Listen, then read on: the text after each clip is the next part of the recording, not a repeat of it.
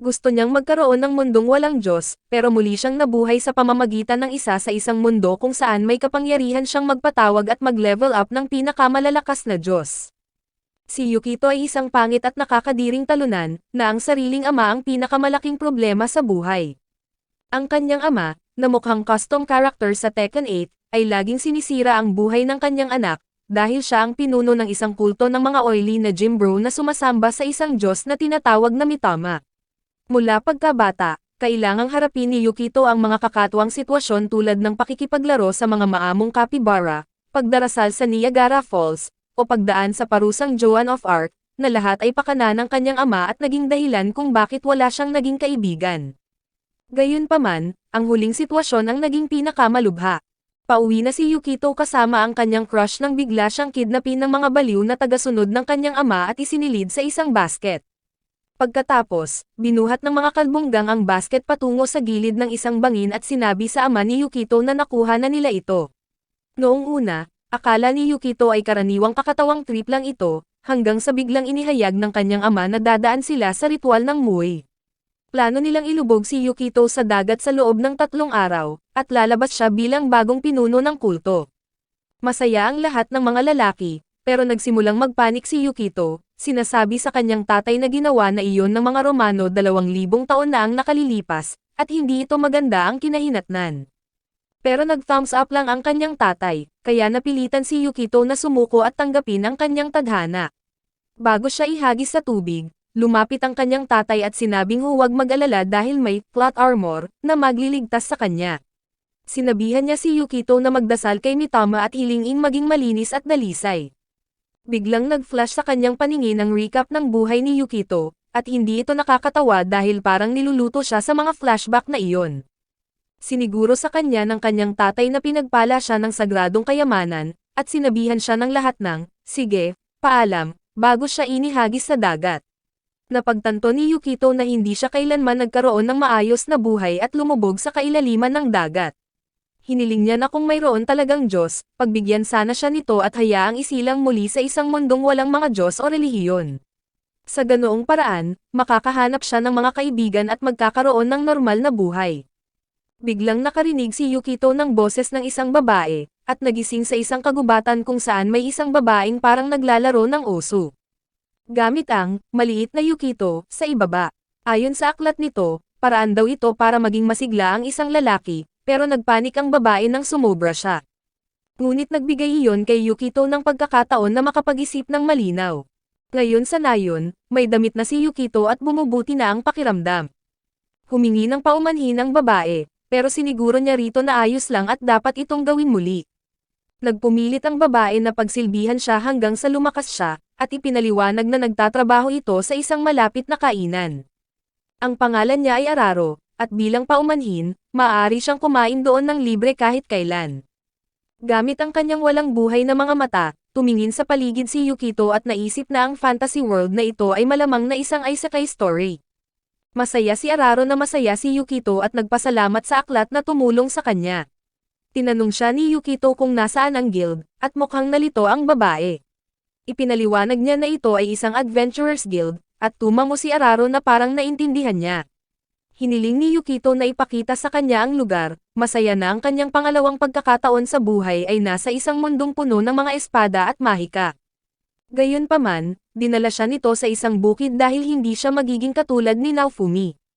Siya ay nasa papel ng isang bayaning nagbubungkal ng lupa. Sumuko si Yukito, iniisip na nakakabagot na simula ito bilang isang adventurer. Biglang lumapit sa kanya ang isang lalaking nagngangalang Roy at nagbabala na lahat ng mga babae sa nayon ay sa kanya, at kung hahawakan ni Yukito ang kahit sino, papatayin niya ito. Pero inabala sila ni Glenn at sinabihan si Roy na huwag guluhin ang bagong dating. Ipinakilala ni Glenn ang sarili at nag-alok kay Yukito ng trabaho. Binigyan niya si Yukito ng isang dagger, at kinuha ito ni Yukito, sinasabing ang dagger ay isang klasikong panimulang sandata. Itinanong niya kung dapat na ba siyang magsimulang pumatay ng mga goblin, pero tinanong siya ni Glenn kung ano ba ang pinagsasabi niya. Buong pagmamalaking sinabi ni Yukito na handa na siya, pero muli, walang adventure. May mga ubas lamang at nandoon siya para mag-ani. Habang nag-aani, humingi ng paumanhin si Glenn, ipinapaliwanag na wala silang sapat na manggagawa para sa pag-aani. Naniniwala pa rin si Yukito na isa itong pagsubok, iniisip na sinusubukan ng bagong manlalaro ng mga nakakabagot na fetch quest tulad ng pagkuha ng 50 melon o paghahatid ng sulat sa kung sinong tao sa ibang bayan. Nagpasya siyang ibigay ang kanyang makakaya. Gayunpaman, may problema, sobra ang kanilang naani at wala silang paraan para ma-preserve ang mga ubas. Dahil dito, kailangan nilang itapon ang karamihan nito. Sa kabutihang palad, iminungkahi ni Yukito na gumawa ng alak gamit ang mga sobra. Maya-maya sa kainan, masaya ang lahat habang tinatamasa ang sariwang alak. Pinuri ni Roy ang ideya ni Yukito, at ibinunyag ni Sailor na ang alak ay karaniwang mahal, pero tinulungan sila ni Yukito sa paggawa nito. Naiinis na si Yukito dahil hindi niya inililigtas ang mundo sa pamamagitan ng pagpatay sa Demon Lord. Nakatenga siya sa isang liblib na lugar. Sa halip na makipaglaban sa mga halimaw at magkaroon ng magagandang babae sa kanyang party, akala talaga ng bro na ito ay siya si Rudeus. Inisip niya ang lahat ng ginawa niya sa nakaraang buwan, pagtatrabaho sa lupa, pag-aalaga ng mga hayop, paggawa ng alak, pero wala pang kapanapanabik na nangyayari sa kanya mula nang muling isilang sa ibang mundo. Wala siyang ginagawa kundi Stardew Valley sa puntong ito. Pumasok si Araro, humihingi ng tulong sa kanyang kapatid na si Sailor sa trabaho. Si Sailor, habang nag-e-enjoy sa kanyang inumin, ay nakaramdam na cute makitang nagtatrabaho ang kanyang nakababatang kapatid. Pinatira ng magkapatid si Yukito sa kainan na kapwa nila pinapatakbo. Ayos lang kay Yukito ang makahanap ng mabubuting kaibigan, pero habang umiinom ng alak, naglabas siya ng sama ng loob, nagtataka kung nasaan na ang kanyang buhay sa ibang mundo na may mga espada at mahika. Pero kinabukasan, habang nagtatrabaho si Yukito, biglang may isang lalaking tumakbo palabas ng kagubatan, sumisigaw sa lahat na tumakas. May halimaw na humahabol sa lalaki. Hindi makapaniwala si Yukito na sa wakas ay nakakita na siya ng Rule 34 na monster mula sa mga experiment ni Maya sa blender. Sinabi ni Roy na isa itong kakaibang halimaw, pero naisip ni Yukito na pang mid to late game na monster ito. Sinabihan siya ni Roy na ipaubaya ito sa kanya, naglabas ng isang aklat, at nagsimulang ikumpas ang mga kamay. Masaya si Yukito, iniisip na marunong pala si Roy ng mahika. Pero pagkatapos bukletin ng ilang pahina, sinabihan ni Roy si Yukito na tumakbo. Napunta sila sa kagubatan at sinabi ni Roy na mapalad sila dahil hindi sila nasaktan. Ngunit nagmokmok si Yukito, nahihiya na nasaktan sila dahil sa pagtakbo. Hinablat niya ang kwelyo ni Roy, itinatanong kung bakit hindi sila lumaban. Ipinaliwanag ni Roy na wala silang laban sa halimaw. Tumanggi si Yukito na tanggapin ang isang mundong hindi nilalabanan ang mga halimaw at nagtanong tungkol sa aklat na ginamit ni Roy. Sinabi ni Roy na ito ay ang Strange Beast Strategy Book, na may mga plano sa pagtakas at gamit sa first aid.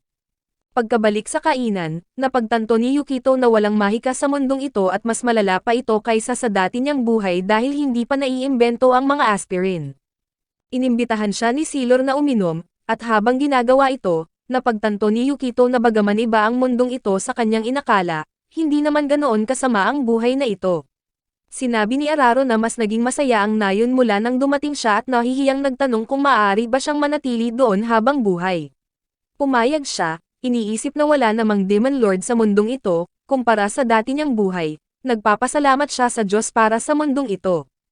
Gayunpaman, nagulat si Yukito nang itanong ni Araro kung ano ang Diyos. Sa sobrang gulat, kailangan niyang maglakad-lakad at pag-isipan kung paano gumagana ang mundong ito, lalo na't wala silang mahika. May mga malalaking halimaw na hindi nila kayang labanan at wala talagang Diyos. Nagtaka siya kung ano kaya ang mangyayari kung napatay siya ng kakaibang halimaw. Nakakita siya ng patay na hayop sa kagubatan, kinuha ito para sa maayos na libing. Doon niya napagtanto na hindi niya alam kung paano sila naililibing ng patay sa mundong ito. Kung walang mga Diyos, ano kaya ang pinakaparang sementeryong lugar sa nayon? Nagsimula siyang maghanap sa paligid pero natakot nang makakita ng dalawang anino, na lumabas na sina Araro at Roy pala. Itinanong ni Roy kung bakit siya maagang lumabas at sinabi ni Araro na nag-alala siya dahil wala si Yukito sa kanyang silid. Biglang naging seryoso si Roy at tinanong si Yukito kung magkaibigan ba sila. Nalito si Yukito, pero pagkatapos ay bumulong si Roy na nakarinig siya tungkol sa isang bawal na aklat at kahit ang pagbanggit nito ay mapanganib, kung malalaman ng sino man na pinag-usapan niya ito, baka mawala siya. Nagtaka si Yukito kung ito na kaya ang misteryo ng ibang mundong ito. Tinanong niya kung anong aklat ito at ibinunyag ni Roy na isa itong aklat tungkol sa kung paano kakausapin ng maayos ang mga babae, na ikinadismaya ni Yukito. Pagkatapos, pumunta silang tatlo sa kabisera ng imperyo, ang unang pagkakataon ni Yukito doon. Binanggit ni Araro na ang kanilang nayon ay nasa isang liblib na rehiyon ng imperyo. Tinanong ni Yukito kung bakit siya sumama, pero ngumiti lang siya. Itinuro ni Roy ang isang malaking bilog, tinawag itong palasyo ng imperyo, at ipinaliwanag na lahat mula sa pagsasaka hanggang sa pagharap sa mga kakaibang halimaw ay itinuro ng emperador. Nagbabala rin si Roy na iwasang makipag-usap sa kahit kanino mula sa lungsod. Itinanong ni Yukito kung bakit at ipinaliwanag ni Roy na galit ang lahat sa mga taong mula sa kanilang nayon. Gustong malaman ni Yukito kung bakit, pero biglang umalis si Roy nang makita ang tindahang pinuntahan nila. Habang naglalakad-lakad, nakatagpo si Yukito ng isang pampublikong pagbitay. Pinanood niya habang umiinom ng linang mga may sala sa unang pagkakataon. Pagkatapos nito ay inihayag ng mga gwardya na patay na sila, tinatapos ang araw ng walang problema. Gustong malaman ni Yukito ang nangyari, pero hinila lang siya ni Araro paalis. Ipinaliwanag niya na ang kanilang bansa ay may tinatawag na end-of-life system. Kapag iniutos ng bansa, kailangang tanggapin ng tao na ang kanilang free trial ng buhay ay expired na at kailangang i-uninstall ang sarili mula sa mundo. Ipinaliwanag ni Araro kay Yukito na lahat ay artificial na isinisilang sa bansang ito. Kapag umabot na sila sa takdang edad, parang inaampun sila ng isang mag-asawa sa kabisera. Pagkatapos ay ikinwento niya ang tungkol sa kanyang kaibigang si Sayen. Bata pa siya nang ampunin ng isang mag-asawa. Trinato nila siya na parang tunay na ina at ama at inalagaan ng mabuti, na nagpasaya sa kanya. Pero isang araw, dumating ang mga gwardya at iniutos na i-delete ng kanyang ama ang kanyang sarili. Nakakagulat na tinanggap ito ng ama ng walang kibo. Nalito at natakot si Sayen, nagmakaawa siya sa mga sundalo na huwag kunin ang kanyang ama, pero itinulak lang nila siya. Tinanong nila ang kanyang mga magulang kung nagre-rebel ba siya laban sa end of life. Sa kanyang pagkagulat, sinabi ng ama sa mga gwardya na ilagay siya sa isang re-education camp. Sinuportahan din ng ina ang ideyang ito, sinasabing sinubukan nilang palakihin siya ng maayos pero kakatwa siya. Naniwala silang hindi siya karapat-dapat sa kabisera at dinala siya sa ibang nayon, katulad ng nayon ni Araro.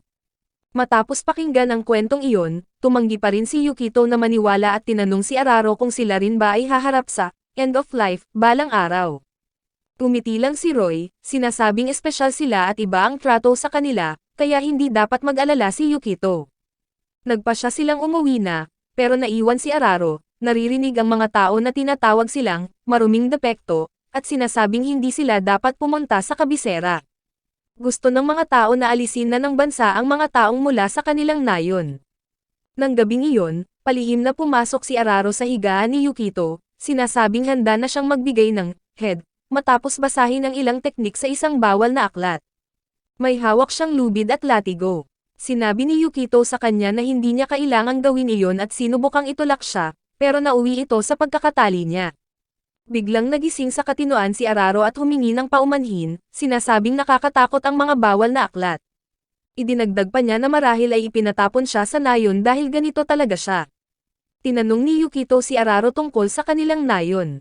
Ipinaliwanag niya na ang nayon ay parang isang isolation camp kung saan ipinapadala ang mga horny na tao.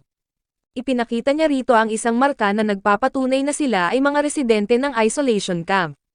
Kahit sinong natatakot sa end of life o hindi sumasang-ayon sa patakaran ng bansa ay ipinapatapon sa nayon. Pero ngumiti siya, sinasabing sa kabila ng kawalan ng marka, hindi tumitingin si Yukito sa kanila ng may pandidiri.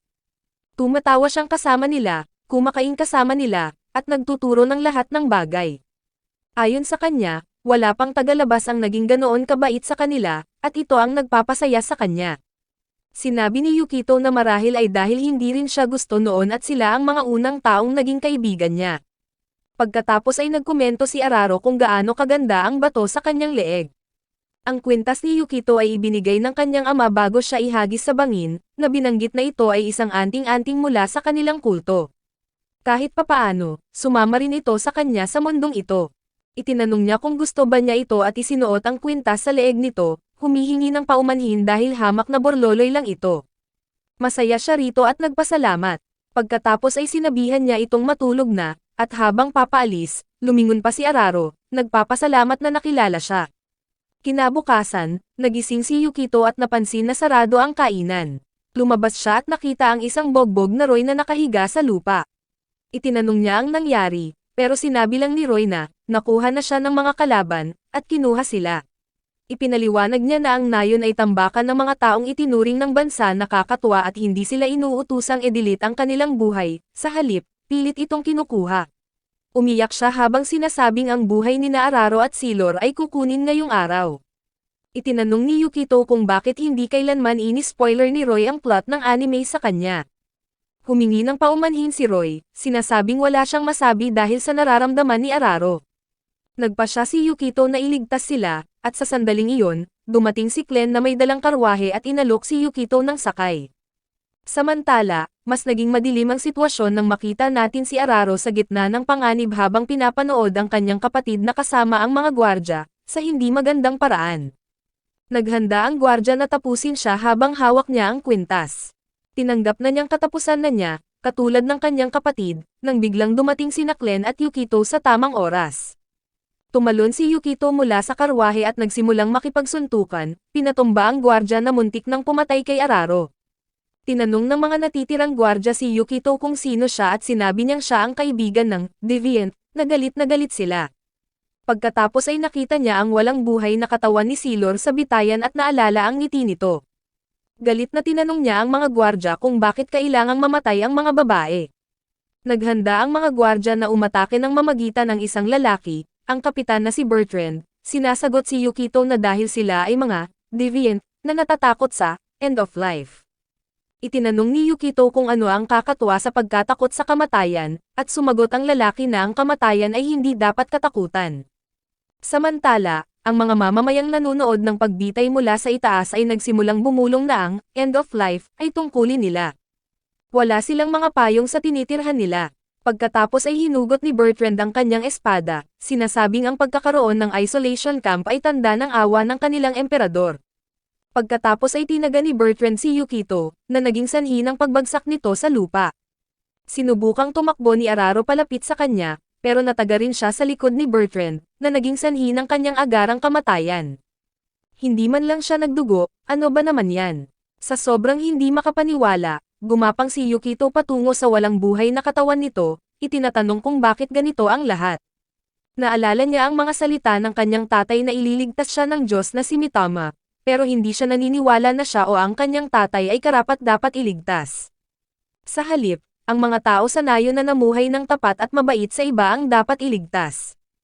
Hinablat niya ang batong nahulog mula sa leeg ni Araro at sumigaw na kung talagang umiiral si Mitama, dapat silang iligtas nito. Mahigpit niyang hinawakan ang bato at binigkas ang mantra ng paglilinis para sa kanyang sarili. Nagsimulang kuminang ang bato at lumipad mula sa kanyang kamay patungo sa mga ulap ng ulan.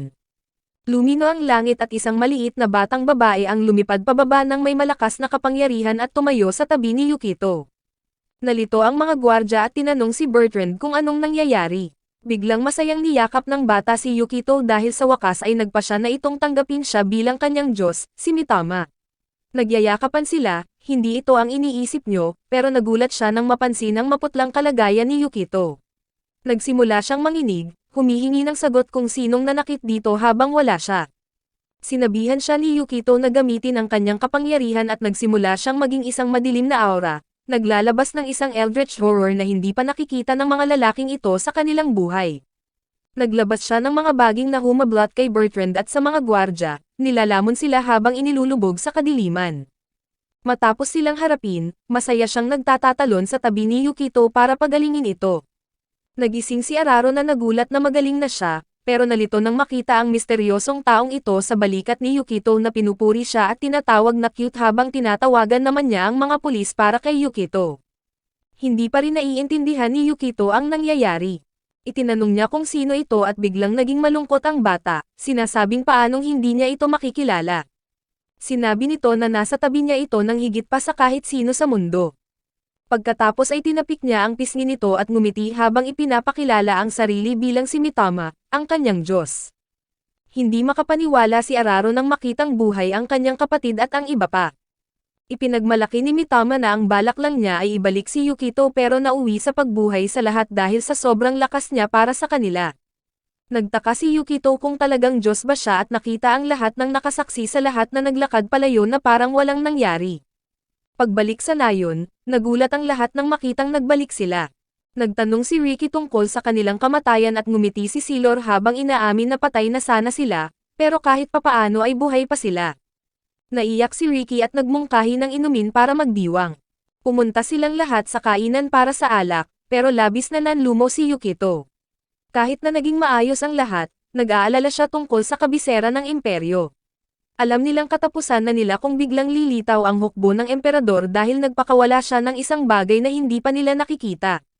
Nagtaka siya kung paano niya mapoprotektahan ang nayon dahil maliit lang sila at hindi kayang lumaban sa isang hukbo. Ang tanging pag-asa nila ay si Mitama. Humarap si Yukito kay Glenn at humingi ng karagdagang impormasyon tungkol sa bansa. Sinabi sa kanya ni Glenn na ang end of life ay itinatag ng emperador daan-daang taon na ang nakalilipas. Nagulat si Yukito na matagal na pala itong umiiral nang biglang tumalon si Mitama sa kanya nang may ganoong lakas na muntik na siyang mabuwal. Itinanong ni Glenn kung sino si Mitama at ipinaliwanag ni Yukito na galing ito sa parehong bansa niya. Pinaupo ni Yukito si Mitama sa kanyang kandangan at nagtanong tungkol sa mga milagrong kayang gawin ng kapangyarihan nito. Buong pagmamalaking sinabi ni Mitama na kaya niyang gawin ang lahat dahil isa siyang dakilang Diyos. Itinanong ni Yukito kung kaya ba nitong talunin ang isang buong hukbo. Hindi pa rin makapaniwala ang ating bida na kasama niya ang isang Diyos, kahit na binuhay ni Mitama ang lahat habang nilalamon ang ilang kawawang bastardo na sumusunod lang sa utos. Tumisi ito at sinabing kaya niya silang tangayin ng isang higanteng alon. Napagtanto ni Yukito na si Mitama ay makapangyarihan sa lahat. Nakaramdam ng kagalakan si Yukito dahil sa wakas ay muli siyang isinilang sa ibang mundo na may kasamang ultimate cheat code, na isang alagang Diyos. May kumpiyansang tumayo si Mitama, sabik na ipakita ang kanyang kapangyarihan kay Yukito. Nagpakawala siya ng kanyang mga kapangyarihan sa isang tasa ng alak para paramihin ito. Gayunpaman, hindi dumami ang alak, sa halip, umikot-ikot lang ito sa tasa. Nalito si Mitama at tiningnan ang kanyang follower stats para lang malaman na zero ang kanyang mga tagasunod. Ipinaliwanag niya kay Yukito na ang kapangyarihan ng isang Diyos ay lumalakas habang dumarami ang mga tagasunod, at ang kawalan nito ay nagpapabago sa kanya bilang isang walang silbing bata. Kung walang TikTok o Instagram, hindi talaga niya magagawa ang isang Isekai OG move dahil ganoon ka bumibili ng iyong mga follower. Itinanong ni Yukito kung ang pagkakaroon ng mas maraming tagasunod ay nagpapalakas sa isang Diyos at kinumpirma ito ni Mitama.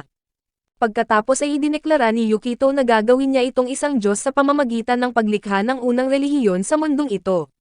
Ang una niyang nakuha ay si Roy, na masayang sumang-ayon na maging tagasunod. Pagkatapos ay inihayag ni Yukito ang kanilang plano na lumikha ng isang relihiyon na tinatawag na Salvation through Mitama, na siya mismo ang pinuno. Layunin niyang makakuha ng 10,000 tagasunod bago ang paparating na pagsalakay ng hukbo. Hula ni Mitama na sa ganoong karaming tagasunod, ang kanyang kapangyarihan ay kayang gawing abo ang mga lungsod at hatiin ang mga karagatan. Naging chairman si Roy ng Evangelism Department at ipinahayag ang kanyang kagustuhang ipakalat ang kakyutan ni Mitama at ang banal na bathwater nito. Naniwala si Yukito na ang pagsasagawa ng mga milagro ang pinakamabisang paraan para makakuha ng mga tagasunod. Maaari rin nilang subukan ang Paul Atreides route, pero aabutin iyon ng 1,000 taon bago matapos. Gayunpaman, ang kasalukuyang Mitama ay kasing walang silbi ng karamihan sa ating mga manunood. Nagpasya siyang magsimula sa isang talumpati, kumukuha ng inspirasyon mula sa mga turo ng kanyang ama sa paggawa ng mga talumpati para mang-scam ng mga tao para maging tagasunod. Gayunpaman, binaliwala ni Mitama ang pangangailangan para sa talumpati, sinasabing nagtataglay siya ng banal na karunungan at mayroon siyang higit sa 80 milyong power sa Rise of Kingdoms. Plano niyang gamitin ang karunungang ito para pahangain ang mga tao at pilitin silang lumuhod sa harap niya. Nagtayo sila ng isang altar kung saan nakaupo si Mitama habang nakaluhad sa harap sina Yukito at Roy. Nakuha nito ang atensyon ng mga taga-nayon at ginamit ni Yukito ang pagkakataong ito para sabihin na si Mitama ay isang Diyos na may kakayahang magsagawa ng maraming milagro. Kaya niyang buhayin ang patay, ipadala ang mga kawawang gwardya sa ibang dimensyon, at alam niya ang lahat tungkol sa nakaraan, kasalukuyan, at hinaharap. Para patunayan ang kanilang mga pahayag, nagpasya si Yukito na ipakita ang isa sa mga milagro ni Mitama. Nagsimula siyang magsalita, dinidetalye ang mga problema sa kasalukuyang relasyon ni Araro habang nagkukunwaring sinasapian. Namangha ang ilang lokal at si Araro, na kapwa nagulat at natakot, ay inamin ang mga problema. Nagtaka siya kung paano nalaman ni Yukito at lihim siyang natatakot na nalaman nito ang kanyang pag-ibig para sa kanya. May kumpiyansang humakbang si Yukito at ipinaalam sa lahat na ginamit ni Mitama ang kanyang supernatural na kapangyarihan para silipin ang puso ni Araro at ilantad ang kanyang mga emosyon. Namangha si Araro sa balitang ito, makikita mo dahil nagsimulang magbigay ng fanservice ang kanyang mga melon. Napangiti si Yukito, iniisip na gumagana ito, isang teknik na tinatawag niyang Barnum Effect, kung saan ang mga manghuhula ay nagsasabi ng mga malabong bagay na maaaring tumukoy sa kahit kanino, na nagiging sanhi para maramdaman ng mga tao na totoo ang mga ito. Sa madaling salita, isa itong scam. Isa itong kawili-wiling psychological ploy para mapaniwala ang mga tao kay Mitama, pero hindi ito gumana. Susunod, sinubukan ni Yukito na kumbansihin ang lahat na ang isang taong protektado ng kapangyarihan ni Mitama ay hindi masasaktan ng espada. Para ipakita ito, kinulong si Roy sa isang kahon na may mga butas para sa espada at si Mitama, hawak ang isang espada, ay sinubukang itusok ito. Pero pumalpak ito dahil aksidente niyang nasaksak si Roy. Nagpasya silang paliparin si Roy sa pamamagitan ng paglalagay sa kanya sa bubong at pagbuhat kay Mitama sa kanyang balikat. Takot na takot si Roy, pero nakangiti lang si Mitama. Muli, nabigo ito at nahulog si Roy sa lupa. Kawawang Roy, parang niluluto ng walang dahilan. Sinubukan nilang kuhanin ang atensyon para kay Mitama sa pamamagitan ng paggawa ng Oshin no Kumove, pero hindi ito gumana dahil sa chapter 143. Sa pagtatapos ng araw, pagod na sila. Tinawag ni Mitama ang kanyang sarili na basura at inutil na Diyos, at nawalan ng tiwala si Yukito na may sasali sa kanilang relihiyon. Naiintindihan niya kung gaano kahirap magtatag ng isang relihiyon at hinahangaan niya ang mga nagawa ng kanyang ama sa pang-scam ng mga kalbo, matitipuno, at oily na mga lalaki. Hindi niya dapat inisip na manloloko ito. Biglang pumasok si Araro na nagsisigaw tungkol sa gulo. Nag-alala si Yukito na dumating na ang hukbo ng imperyo, bagaman hindi naman ganoon kaseryoso ang sitwasyon. Dinala ni Araro ang kanyang alagang si Chilchil at binanggit na maaaring nakakain ito ng lason sa peste. Iminungkahi ni Yukito na dalhin ito sa vet, pero malungkot na ipinaliwanag ni Silor na wala silang animal veterinary sa mundo at hindi tutulong ang kabisera ng imperyo sa mga buhay na hindi tao. Sila mismo ay walang gamot o kaalaman para gamutin si Chilchil. Inaliw ni Silor si Araro, humihingi ng paumanhin kay Yukito sa abala pero binibigyang diin kung gaano kahalaga sa kanila si Chilchil. Habang matyagang naghihintay ang mga babae na mamatay ang kanilang alaga, biglang pumasok sina Yukito at Mitama. May hawak na ilang damong gamot si Yukito, binabanggit na pinatulong niya si Mitama na mahanap ang mga ito, umaasa na baka magsilbi itong panlaban sa lason. Gumawa sila ng gamot at pinakain ni Yukito si Chilchil habang naghihintay na gumaling ito. Pinuri ni Mitama si Yukito, sinasabing ang dati nitong sarili ay hindi mag-aabalang gumawa ng ganito kabait na bagay.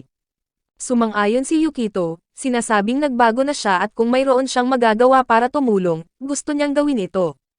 Bagaman huli na para kay Chilchil, dahil makikita mong nagbago ang texture ng kawawang hayop mula 2D patungong 3D habang isinusuka ang gamot at nagsisimulang pumikit ang mga mata nito, na naging sanhi ng pag-iyak ni Araro at Silor, nagmamakaawang huwag itong mamatay.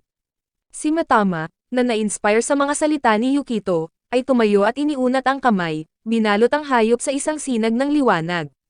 Nagulat sila nang makitang binuksan ng alaga ang mga mata nito, ganap ng magaling at mukhang galing na sa isang laro sa Nintendo Switch. Siniguro sa kanila ni Mitama na magiging maayos si Chilchil. Gayunpaman, sa kanilang pagkagulat, mukhang kulubot na matandang babae na ngayon si Mitama. Ipinaliwanag niya na ginamit niya ang kapangyarihan ni Roy, ang pervert na tagasunod, para tulungan sila at iyon na ang pinakamataas na kaya niyang gawin sa ngayon. Nagpahayag ang mga babae ng pasasalamat kina Mitama at Yukito. Nagsimulang kuminang si Mitama at tiningnan ang kanyang stats, na lamang mayroon na siyang 3 tagasunod. Pakiramdam niya ay muli siyang sumigla, sinabing kaya na niyang gumamit ng sapat na kapangyarihan ngayon. Namangha si Yukito at nagtanong kung nakakakuha ba siya ng ganito karaming kapangyarihan mula sa iilang tagasunod lang. Sinabi ni Mitama na hindi ito normal, naghihinalang sina Araro at Silor ay mayroong espesyal na kakayahan. Nagsimulang isipin ni Yukito na ang paraan ng pagiging tagasunod ng isang tao ay maaaring makaapekto sa dami ng kapangyarihang magagamit ni Mitama. Halimbawa, ang mga babae ay naging tagasunod matapos masaksihan ang banal na kapangyarihan ni Mitama, hindi tulad ni Roy dito, na dapat nating tawagan agad ang Child Protective Service dahil sa sobrang pagkahaling dito. Tumawa si Mitama, idinedeklarang hindi na siya isang basura o inutil na Diyos. Nangako siyang ipakikita sa mga hangal na tumatangging sumamba sa kanya ang lawak ng kanyang kapangyarihan, simula kina Araro at Yukito. Hinimok siya ni Yukito na kumalma at huwag magmadali sa anuman. Sumingit si Araro, sinasabing may pabor siyang hihilingin. Nagtipon ng grupo sa labas at may espesyal na hiling si Araro para kay Mitama. Gusto niyang ibalik sina Bertrand at ang mga gwardya, pero tinanong siya ni Yukito kung ano ba ang iniisip niya dahil sigurado siyang ang mga lalaking iyon ang binitay ang kanyang kapatid at pumatay sa kanila. Itinanong niya kung bakit gusto ni Araro na ibalik sila at ipinaliwanag nito na sa tingin niya ay ginagawa lang nila ang kanilang nakatalagang trabaho, hindi dahil gusto nila. Idinagdag ni Silor na ang pagkakaroon ng mas maraming kasama sa pag-inom ay masaya, sa kabila ng pagbitay sa kanila ng mga kasamang ito sa nakaraan. Bukod pa rito, mapoprotektahan sila ni Mitama kung sakali. Alam ni Yukito na kailangan nilang harapin ang hukbo ng imperyo sa lalong madaling panahon, pero sa tingin pa rin niya ay mapanganib na ibalik ang isang taong kasing panganib ni Bertrand. Nagpasya si Mitama na palayain ang mga gwardya, pinakakawalan sila mula sa kanilang kulungan. Habang humuhupa ang usok, isang boses ng babae ang sumigaw tungkol sa pagkakatalo ng isang bata lang. Nalito si Yukito, itinanong kung sino siya, at ibinunyag nito ang sarili bilang si Bertrand. Grabing luto ang ginawa ni Mitama rito at naging magandang dalaga ito. Pakiramdam ay nahihiya at naiiyak, hiniling ni Bertrand na tapusin na lang siya dahil ayaw niyang maging bahagi ng harem ni Yukito. Nang kumalma na ang lahat, nakipag-usap si Bertrand kay Yukito, nakatayo sa isang sword stance na handang ihugat ang kanyang espada at sinisisi ito sa kanyang kamalasan. Tinanggap iyon ni Yukito dahil sa kanya ay hindi na makakabalik si Bertrand sa kabisera bilang isang Imperial Knight at hindi pa niya nahuhugot ang kanyang espada dahil hindi pa siya nakakatanggap ng utos mula sa kanyang pinuno. Pinuri ni Yukito si Bertrand sa katapatan nito, pero binigyang diin niya na itinapon na siya ng imperyo at ngayon ay magiging bahagi na siya ng kanyang harem. Atubili si Bertrand na tanggapin ito, pero nagpumilit si Yukito, sinasabihan itong aminin na itinapon na siya ng imperyo. Sa wakas, hinarap ang katotohanan, tumayo ng maayos si Bertrand. Inialok ni Yukito ang kanyang kamay, hinihiling na sumali ito sa kanilang grupo at nangangakong gagawa ng lugar para matuluyan ito. Nagulat siya rito at namula bago sumang-ayon. Bakit namumula ang bro na ito? Napagtanto niyang hindi na siya kailanman tatanggapin ng imperyo at dahil iniligtas siya ni Yukito, gusto niyang suklian ang pabor. Samantala, nagtatrabaho ang mga taga-nayon sa bukid nang lumitaw ang isa sa inyo mula sa kagubatan, grabeng pangit mo. Nagpasya silang tumakbo dahil wala silang laban. Gayunpaman, nanindigan si Ricky sa kabila ng pagsasabi ng iba na tumakbo na. Sa kabutihang palad, dumating si Yukito kasama si Mitama para iligtas ang araw. Idineklara ni Mitama na ilalabas niya ang kanyang pinakamalakas na sandata, isang espadang ginawa niya na tinatawag na Godly Blade. Inilagay niya ito sa tabi ni Ricky, inuutusan itong gamitin laban sa papalapit na halimaw. Kinuha ni Ricky ang espada at sumugod sa halimaw, pero napatalsik siya nito. Akala talaga ng bro na ito ay siya si Thorin o kung ano paman. Nakakabaliw. Lumabas na kinakalawang ang espada at pinagalitan ni Yukito si Mitama sa hindi pagkaalam na ang espadang nakababad sa dagat ng masyadong matagal ay nagiging walang silbi. Nangatuwiran si Mitama na sinasabi ng mga alamat na makapangyarihan ito, pero pinagsisihan ni Yukito ang pag-asa sa kanya dahil hindi nabanggit ng mga alamat ang tinatawag na kalawang sa kanya. Habang papalapit ang halimaw, sumigaw sila dahil sa hitsura ng isa sa inyo, hanggang sa mailigtas ni Bertrand, na lumitaw at sinaksak ang halimaw sa ulo. Pinatitigil ang atake nito at lumapag ng cool pagkatapos. Ang ganda ng katawan niya. Natuwa si Mitama na makita si Bertrand, pinupuri ito bilang kanyang pang-apat na alipin.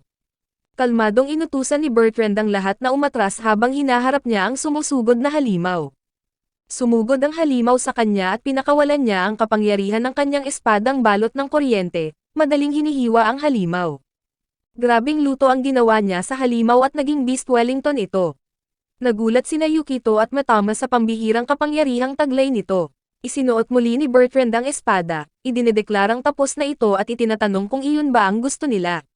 Nakahinga ng maluwag ang lahat na nailigtas, pero napansin ni Yukito na nagbago ang espada at hindi ito karaniwang sandata.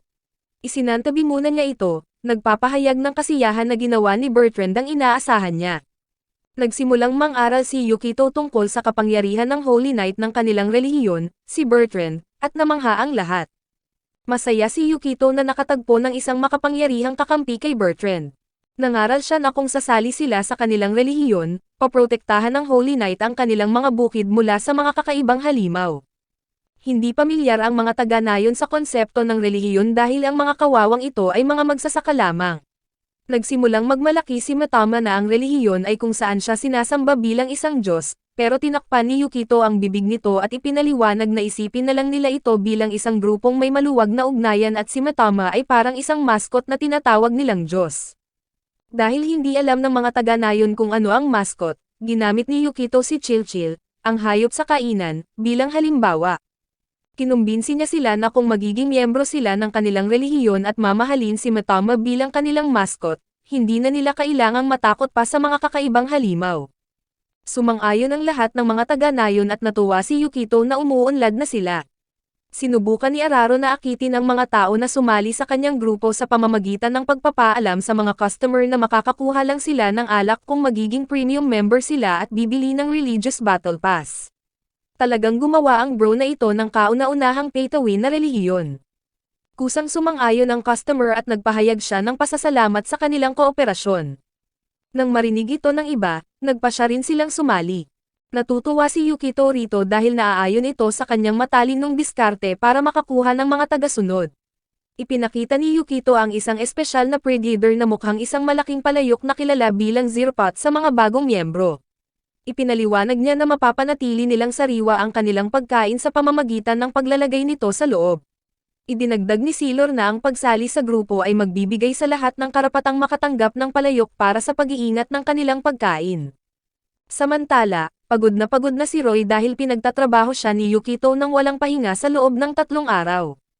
Mukhang nagtatrabaho ang bro na ito para sa mapa sa nakalipas na 6 na buwan. Binigyan pa siya ni Yukito ng gawain na gumawa ng 20 pang kubo bago ang susunod na araw. Kahit na sinabi ni Matama kay Roy na pagtatrabahuhin siya nito hanggang sa mamatay, itinuring niya itong papuri at lalong binilisan ang pagtatrabaho. Naghurno si Yukito ng ilang masasarap na cookies para akitin ang mas maraming tao na sumali. Inutusan sila ni Araro na isulat ang kanilang mga pangalan sa listahan ng relihiyon para makatanggap ng cookie. Pagkatapos ay ginamit ni Yukito ang kapangyarihan ni Matama para magbigay ng hot spring treatment bilang bonus para sa mga bagong tagasunod. Nakakuha si Matama ng 107 bagong tagasunod at tunay na masaya siya tungkol dito.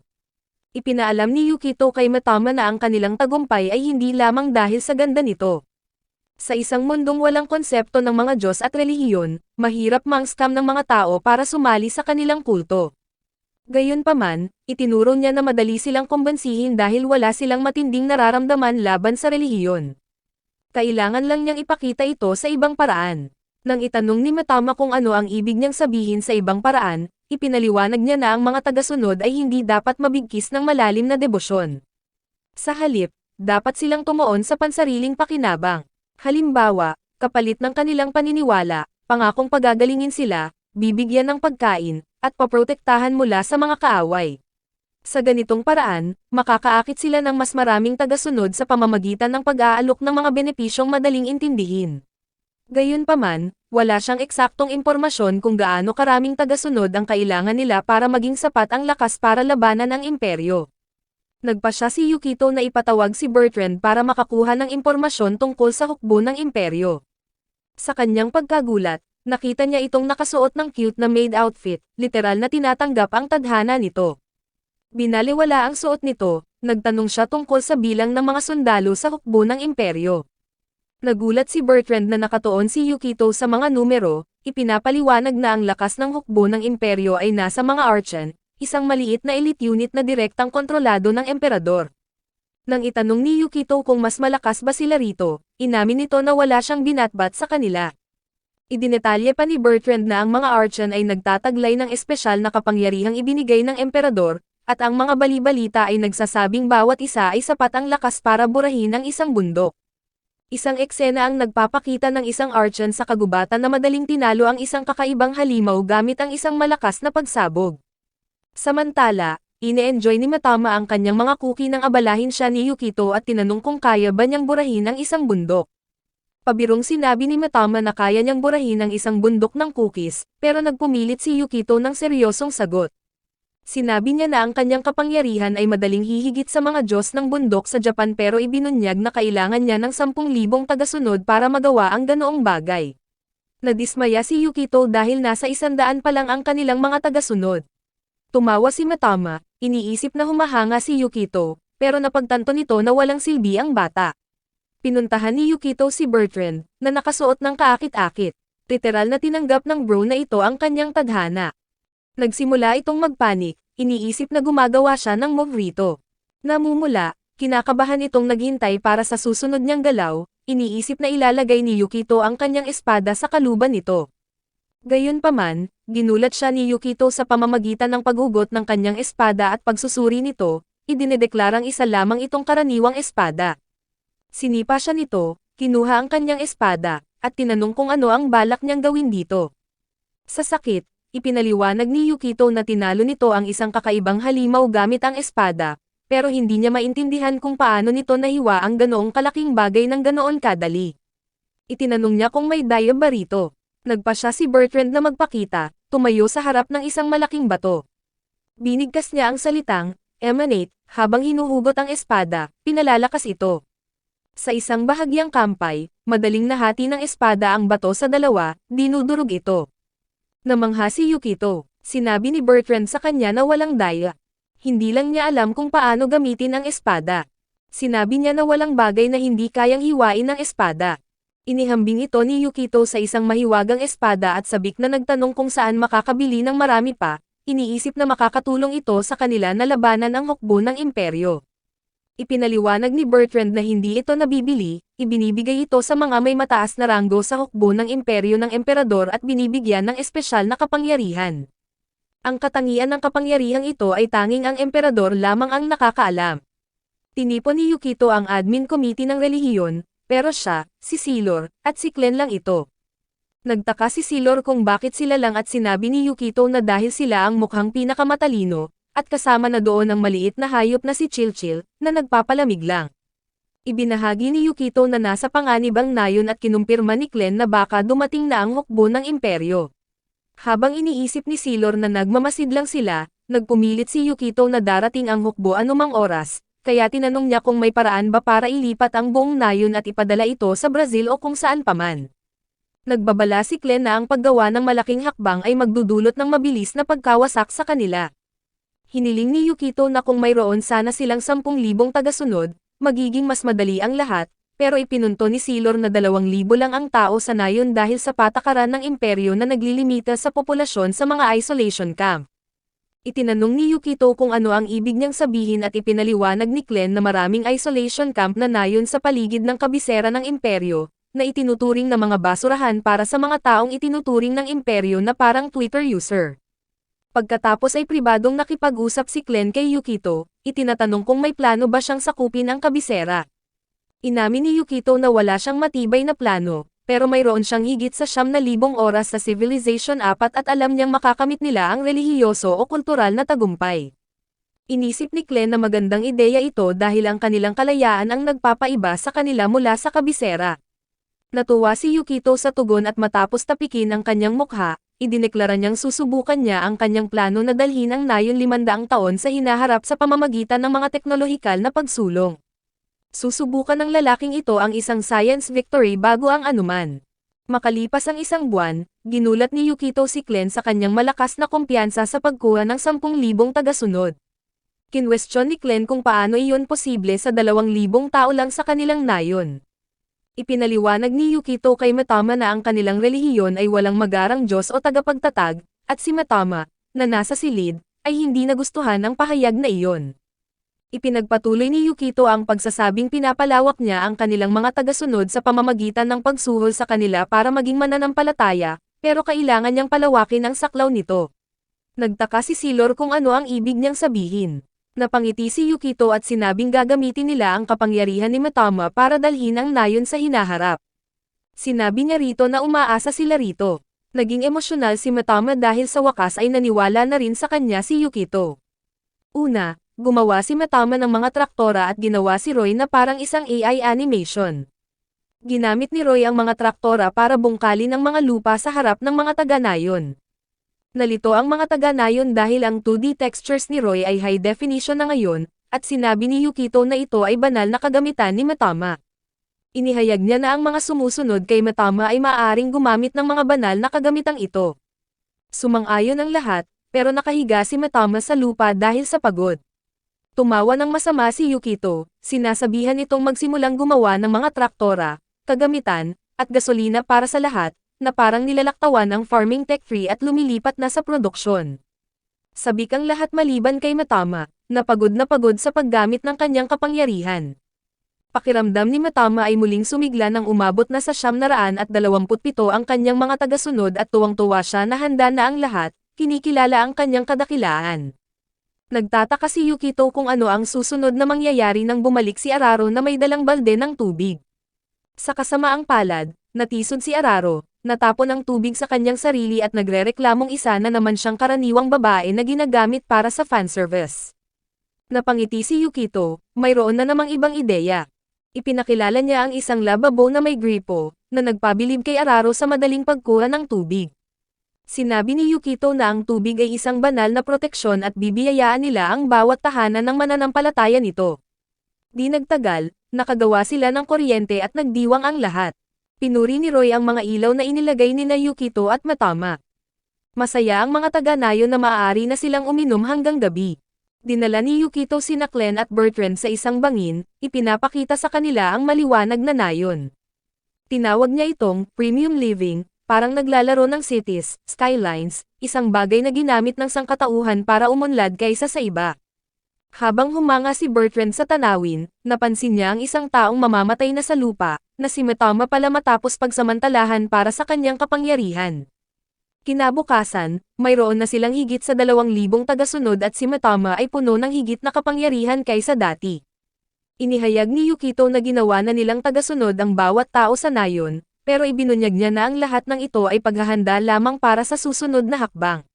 Biglang pumasok si Roy na may dalang masamang balita, isang maliit na batang babae ang niluto at nilagyan ng blur sensors si Bertrand. Nagtaka si Yukito kung sino ang kaaway habang si Mitama ay sumisigaw pa rin dahil sa sobrang kapangyarihan. Nagmadali si Yukito para tingnan si Bertrand, na kalahating malay. Itinanong niya ang nangyari at ipinaliwanag nito na ang maliit na batang babae ay isang archon na ipinadala para sirain ang nayon. Nakita ni Yukito ang pangalang Atar, na nagsabing ang isolation camp ay lumalabag sa kagustuhan ng asembleya at buburahin na ito. Gayunpaman, sumingit si Mitama, idinedeklarang siya, bilang isang Diyos, ang magpapakita kay Atar ng kanyang kapangyarihan dahil siya ang gumagawa ng mga patakaran. Nagpakawala ang archon ng isang malaking pagsabog, pero nang hamu pa ang usok, napapalibutan si Mitama ng mga bato, walang galos. May kumpiyansang iginiit ni Mitama ang sarili bilang ang patakaran, na ikinagulat ni Atar. Si Yukito naman ay hindi makapaniwalang nagpaputok ng beam ang archon, at ipinaliwanag ni Bertrand na iyon ang kapangyarihan ng sandata ng isang archon. Natigilan si Atar, nagtataka kung ano ang nagpatigil sa kanyang atake dahil ang mga hamak na bato ay hindi makakatagal sa kanyang kapangyarihan. Gumanti si Mitama sa pamamagitan ng paggawa ng Shadow Plant Jutsu mula sa mga bato at ipinadala ang mga ito kay Atar. Pinatalsik ni Atar ang isa habang sumusugod ang iba sa kanya habang sinusubukan niyang intindihin kung anong uri ng nilalang ang mga ito. Nagulat si Bertrand na kayang tapatan ni Mitama ang isang archon ng harapan, kahit na tila pantay ang kanilang lakas. Nag-aalala si Yukito para kay Mitama dahil 2,000 lang ang tagasunod nito. Ipinagpatuloy ni Atar ang pagpapaputok sa mga halaman ng hablutin ng isa mula sa ilalim ang kanyang kanang kamay. Ang mga natitirang nilalang ay tumalon sa hangin kasama ang kanilang mga sandata, hinahampas siya, at tinapos ito ni Mitama sa pamamagitan ng paggawa ng bibig para lamunin sila. Nagulat sina Yukito at Bertrand, at si Matama, masaya sa kanyang tagumpay, ay tumakbo para yakapin si Yukito. Gayunpaman, hindi pa tapos ang lahat, at ang bibig ng halaman ay nagbitak-bitak habang pinasabog ni Atar ang mukha nito ng pira-piraso. Nag-level up ang Archon, ngayon ay may marami ng lumulutang na kanyong kamay sa paligid niya. Naghanda si Matama ng isa pang atake, pakiramdam ay may kumpiyansa, pero nagamit na niya ang malaking bahagi ng kanyang kapangyarihan. Nagpasya siyang tapusin ito agad sa pamamagitan ng paggawa ng mga higanteng ahas na halaman at ipinadala ang mga ito patungo sa Archon. Gayunpaman, madaling pinasabog ni Atar ang mga ito sa isang putok lang. Pagkatapos ay idineklara niya na ayaw niyang gamitin ang kanyang buong lakas pero wala silang iniwang pagpipilian, balak burahin ang buong isolation camp. Habang naghahanda siya ng malaking pagsabog ng canyon, natakot si Yukito sa maalamat na antas ng kapangyarihang ito. Natakot din si Matama, na pagtatanto na talagang katapusan na niya matapos gamitin ang lahat ng kanyang kapangyarihan. Galit sa ideya na matatalo ng isang bata, tinawag siya ni Yukito, sinasabing siya na ang kanilang huling pag-asa. Sa kabutihang palad, nagbigay ito kay Matama ng kaunting kapangyarihan, at atubiling inamin ni Matama na nakakainis na kailangan niyang hiramin ang kanilang mga kapangyarihan, pero umaasa si Yukito sa kanya. Ginulat ni Matama si Yukito sa pamamagitan ng pagdaraya at paghiram ng kapangyarihan ng lahat ng mga Diyos, nagpapakita ng maraming God hands. Bilang isang primordial na Diyos, sinabi niya na lahat ng mga Diyos at kanilang mga sandata ay nasa ilalim ng kanyang kontrol. Hiniram pa nga niya ang lore ni Gilgamesh, nakakabaliw, bro. Isang labanan ng mga banal na sandata at pagsabog ng kanyan ang naganap, ang magkabilang panig ay nagtulakan hanggang sa hindi inaasahang magpasya ang lahat ng God hands na umalis. Natakot at nalungkot si Matama na iniwan siya ng mga ito kung kailan nagsisimula pa lang ang laban, at iyon ay dahil nalaman nilang hindi siya sapat na sikat. Gayunpaman, lalong lumakas ang pagsabog at sumabog sa isang Adobe After Effects, na naging sanhi ng malubhang sugat kay Atar. Nasa lupa na si Matama at tinawag siya ni Yukito. Humingi siya ng paumanhin, umiiyak na hindi siya nakatulong dito. Pinuntahan siya ni Yukito para aliwin pero nanatiling mapagbantay kay Atar, nasugatan ng kaunti pero lumulutang pa rin sa hangin. Si Atar, galit sa kanyang pagkatalo, ay nagpakawala ng isang pagsabog patungo sa nayon para burahin ang lahat at bawat isa. Habang lumalawak ang pagsabog patungo kay Yukito at sa kanyang mga kaibigang nagkakagrupo-grupo, nanood si Yukito, dismayado na wala siyang nagawa para iligtas sila. Pero biglang may nag-snap ng mga daliri at nawala at naglaho ang pagsabog. Lahat ng tila natupok na ay naibalik na parang mahika. Nagulat ang lahat dito at nagtaka si Atar kung anong nangyari at pagkatapos ay napagtantong isa itong ilusyon. Lumingon siya para makita si Glenn, na nagsabi sa kanya na tama na iyon. Si Atar, na nakilala si Glenn bilang si Loki, ay nagsabing hindi niya ito nakilala sa anyong iyon. Tinukso siya ni Loki, sinasabing bumabagal na siya kung hindi niya ito nakilala sa anyong tao. Nanatili pa rin ang pagkalito sa lahat. Nilinaw ni Loki na walang lalaking nagngangalang Glenn, nagpapasalamat sa kung paano siya trinato ng napakabait na parang kilala siya ng mga ito. Inalis niya ang kanyang ilusyon, inilalantad ang kanyang tunay na anyo at ipinakilala ang sarili bilang si Loki, isa sa mga pangunahing Archon. Napakalupit ng anime na ito, ginawa nilang magagandang babae ang mga lalaki. Napagtanto ni Bertrand na si Loki ay nakapasok sa nayon para bantayan sila. Itinanong ni Atar kung tinalikuran ba sila ni Loki at humingi ng paliwanag mula rito, naghahandang pasabugan ito depende sa sagot nito. Gayunpaman, naglaho si Loki at muling lumitaw sa likod ni Yukito at Matama, sinasabi sa kanilang dalawa na ito na ang tamang oras at dapat na silang pumunta para patayin ang emperador. Nagulat si Yukito habang pinapanood ang lahat. Itinanong ni Atar kay Loki kung bakit nito pinag-uusapan ang pagpatay sa emperador, na lalong nagpaigting sa pagkagulat ni Yukito. Nagtaka siya kung kakampi ba si Loki ng emperador, pero idineklara nito ang kanyang kahandaang tulungan si Yukito dahil sa kagustuhan nitong buwagin ang imperyo.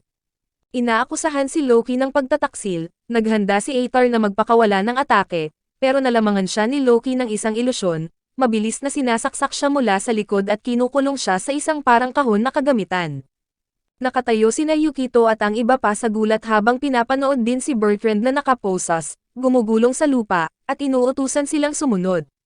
Dinala sila ni Loki sa sentro ng kabisera ng imperyo kung saan ang mga nakasuot ng baluti na kabalyero na mukhang mga estatwa ay nagbabantay.